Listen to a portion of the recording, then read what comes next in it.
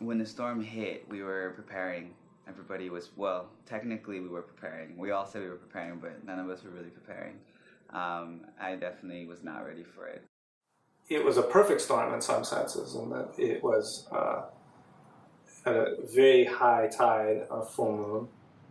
This area hadn't really seen anything like this, at least in my lifetime, but really in many decades. It was like a world within a world, right? Like we were now dealing with a whole nother thing.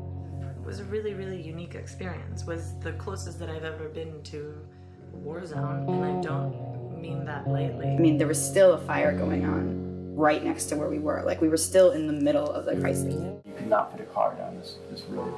That's how much debris was in the streets, and the houses were just wrecked. But things are really crazy, and like people want to be useful. People don't like being ineffectual in the face of other people's suffering.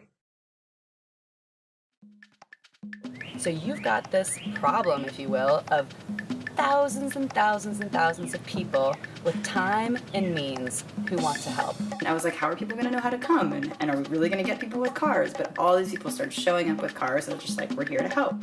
Jacoby was up and running for probably 4 days, and that Saturday we estimated 2,500 volunteers passing through.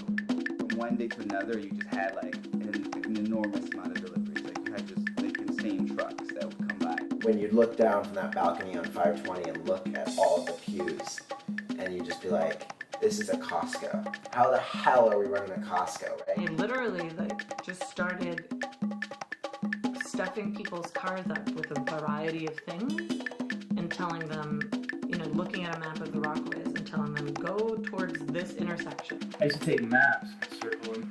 Like, you guys go to this block, find out how everyone's doing, write it down on a piece of paper. We didn't have time to worry about failing. It was just like, okay, this seems like it'll work right now, so let's do it.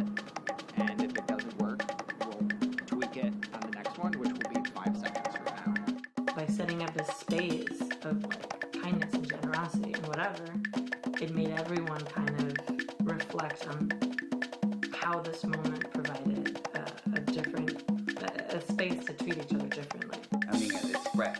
It's spread. Like this mentality that yo, we can do this. Like we did it. It was really slow with Yana, but then it was like, all right, great. Like let's talk to the neighbors. It created a real atmosphere of joy, honestly.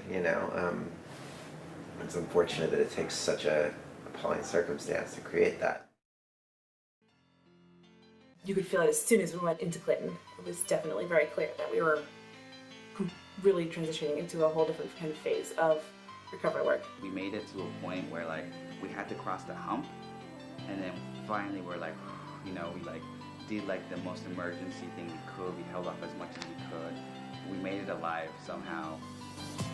And then it was time to settle onto long-term stuff. There's so many unknowns. We don't know how redevelopment's going to happen. We don't know where the money's going. We don't know what processes are going to be there that we can have a voice in. We don't know we don't know what fighting the city is really going to bring. Defending these communities from the giant bulldozer that is headed their way is really important. Every day it gets more complicated. Every day for 5.5 months, it's gotten more